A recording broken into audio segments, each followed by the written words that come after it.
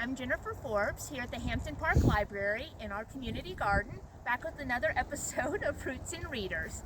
Today we have Orlando Beltrán here with us. He's with the Forsyth County Master Gardeners, and he's going to talk with us about pruning.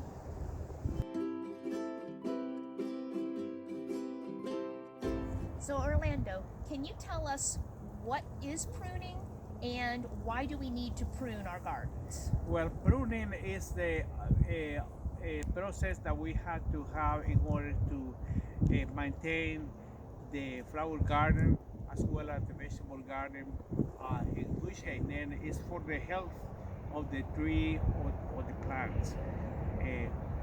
That's what we have to prune in certain parts of the year, and that's what this process is all about. Okay, so for the health of the plant, Yes. and to keep it under control so Right. it doesn't go wild. Yes. Okay.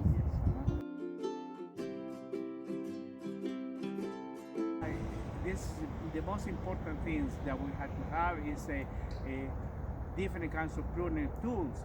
A lot of people have this kind of pruners, which there are two different kinds of pruners. This is a bypass. The reason why it's a bypass is because it has two blades. This one is a solid, and this one is a taper. And when you cut, it just cuts through. That's what they call a bypass. Okay. So what kind of plant do you use the hand pruners for? Is that for small twigs and Yes, small for bushes? small twigs, like let's say a small. This one it will take maybe a quarter of an inch. Okay. A quarter of an inch thick. So maybe an azalea? In azalea, Okay. no more than 3/4 of an inch thick. Okay, so your different pruners are based on how thick the Yes, branches are yes, that you're because doing. because Okay. it's going to last longer. Your prune is going to last longer, and it goes back to the same thing I said before. You want to separate these two pieces. These two Okay. pieces, and comes to the point that you might even break it. So these larger pruners and the saws are for your thicker branches Yes. or trees? Yes, like this. This is a hand pruner. It's like a little serrated, and this one has the ability to cut when you push. Cuts one time, and when you back up, cuts again. Okay. It's a ratchet. Oh, wow. It's a ratchet. Every time you do this, you start getting closer and closer, and get ratchet a little bit more. As you see, you are getting one more cut because otherwise you cannot be able to cut all at once. No, like this Okay. one. And this one will take a little thicker piece of, but the branches have to be a little thicker than that. So that's why you need a ratchet. So That- the ratchet loppers are yes. for your thicker branches. Yes, Because you can't necessarily get them all in Right. one, and you want to be able to. Okay. yes. I think I need a pair of those. Yeah. And they are very pricey, but it worth the money. Okay. And it protects. And it again, protects- you want to use the right tool Right. to protect your plants. Yes, yes. Okay, so how do you know what branches to cut and to get the shape of the tree that you want that's going to be visually pleasing? Yes, I think that the main thing you have to do is there are 2 or 3 things: branches that crosses, branches that they are dead, and the suckers. We call suckers. And as a matter of fact, this tree was pruned quite some time ago, and they didn't prune it right. For instance, right here, they cut it right here on top, but they didn't cut it right here. I'm going to cut that one. Now, these are trees that they are branches that they are crossing. They are protruding with themselves, and we have to take some of these leaves.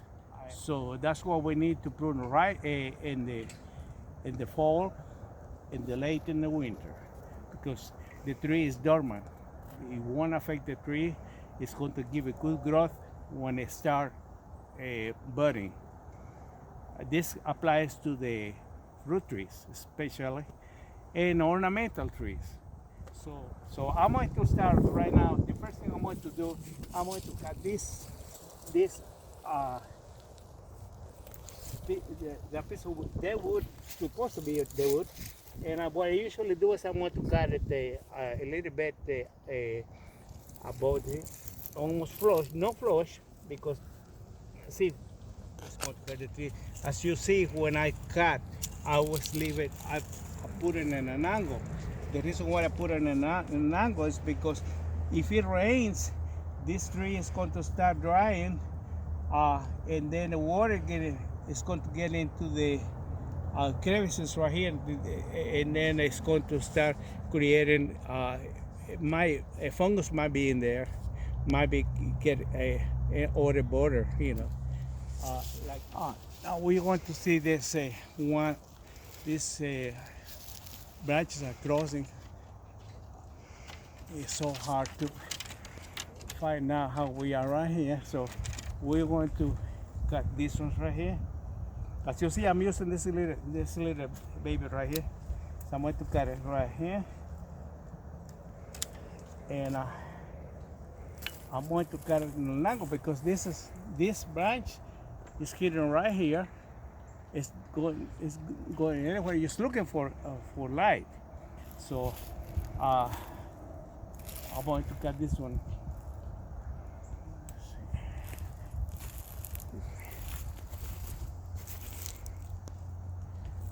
As you see, when I'm cutting right here. Mm-hmm.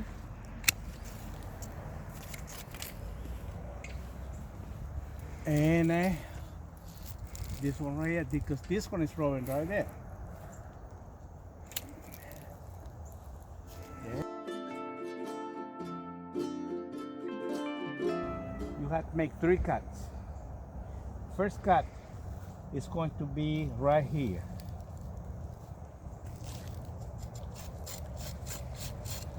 Right here. This is my second cut. Why? It's because when I cut this one right here, this is going to peel off. Since I made my first cut right here, it's not going to allow the bark of the tree coming down and peel it off here. I don't want that, because otherwise I had to cut the whole branch off.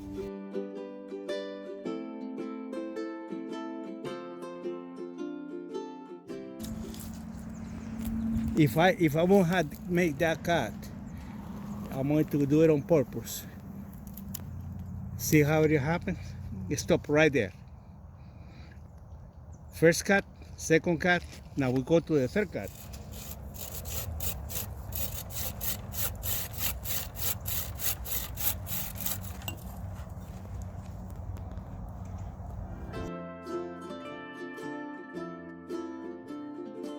Now, let's see, how far do you want to cut? So you can keep this tree in a good shape. You don't want it to go too big. So we're going to do some other cut right here. Let's see. This one, I will cut this right here because it's going to fall. So, all right. And right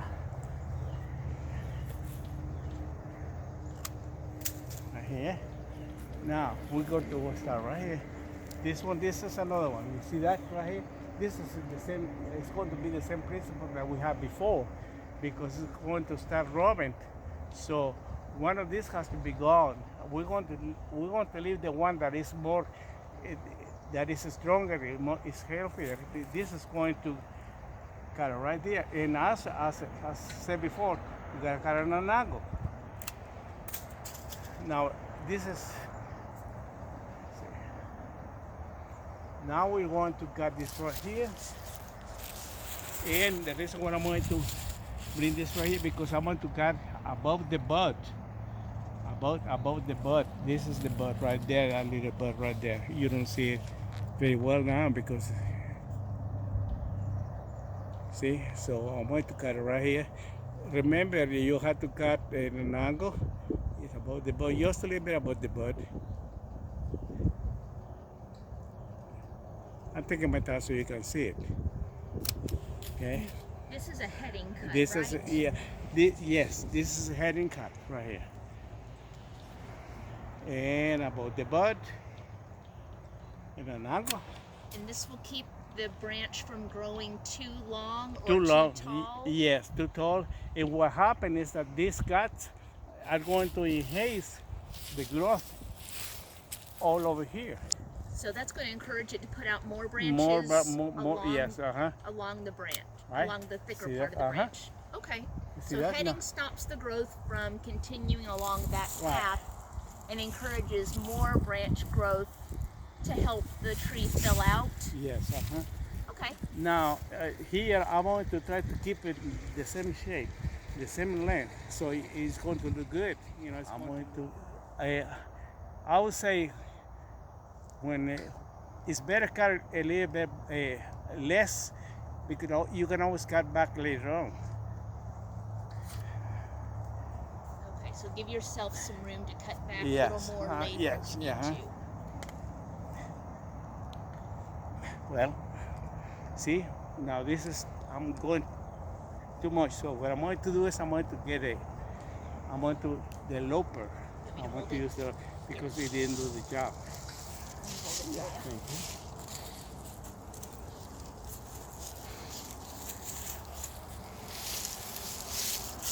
Yeah, baby.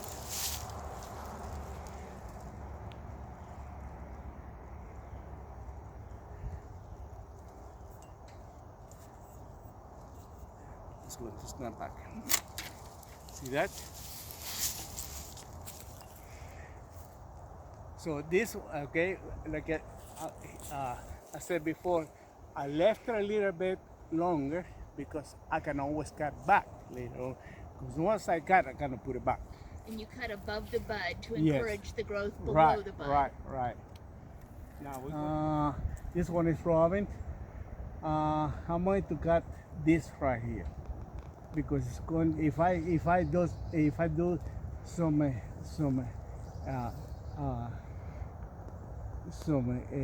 thinning, it's going to grow and grow and grow. So I'm going to cut that one right there.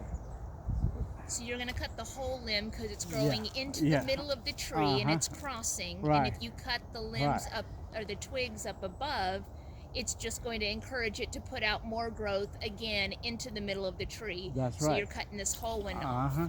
Okay.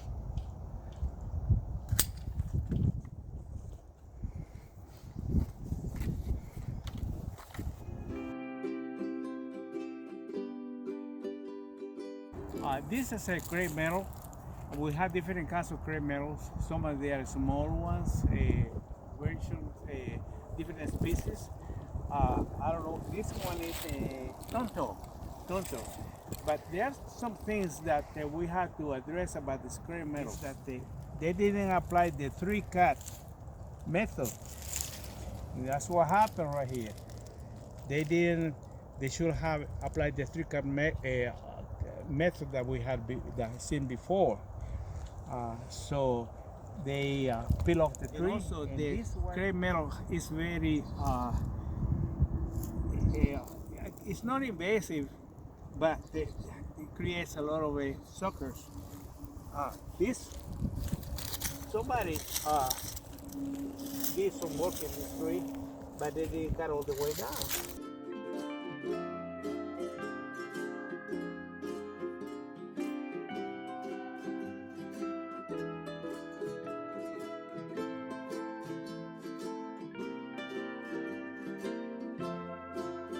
You can cut it all the way down to, let's say, about 6 inches above the ground, right here. They'll come back. So you don't worry about that you want to kill a tree. You are not want to kill a tree. You want to make it beautiful. Because if you don't cut it, it's going to get so big that you won't be able to handle it later on.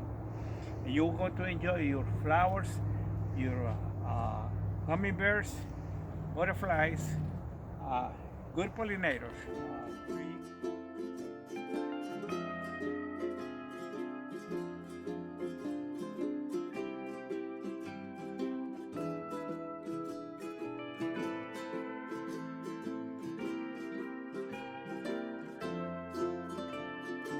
So is this something where, if you cut it all the way down, when it starts to grow back, if you notice branches that are crossing as it grows back, can you keep pruning it even while it's growing to keep those branches from crossing? Right. Like later in March or Yes. May or Yes. June, as soon as you notice Right, them? right. Yeah. Okay. Actually, you can prune, or you can do some thinning anytime. Because you want to keep this one over here. I'm going to cut this down right now because it's dead. It won't.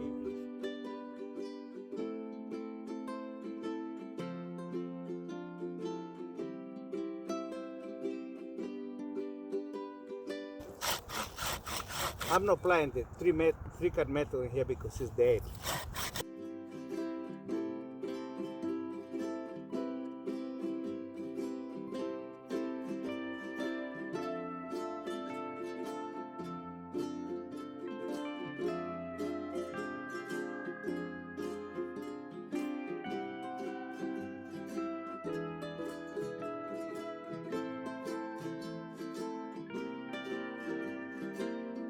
The azalea plants.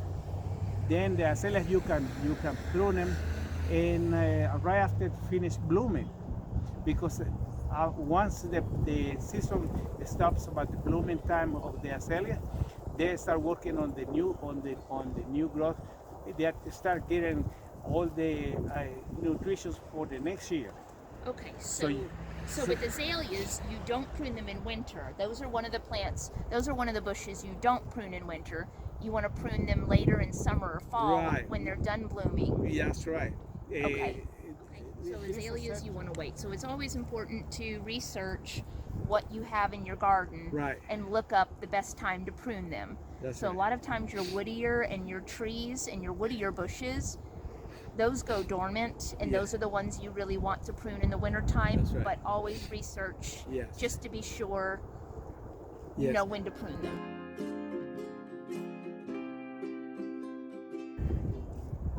I have one last question.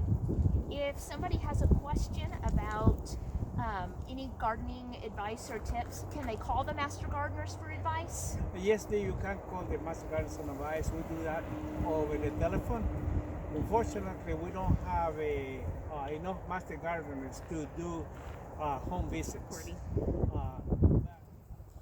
So today we've talked a lot about pruning, where to cut, how to cut, why to cut, using the boundless knowledge of Orlando Beltrán, one of our Master Gardeners. Thank you so much for coming out today and talking with us and showing us what to do so we can be more confident going out and taking care of our own plants. And thank you so much for inviting me. It was a pleasure for me to help you and help the community to keep Forsyth beautiful and libraries in the world. Thank you so much for inviting me. It was my pleasure.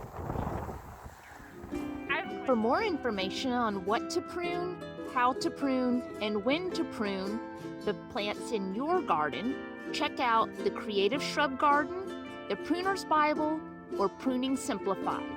And remember, at Forsyth County Public Library, we know books.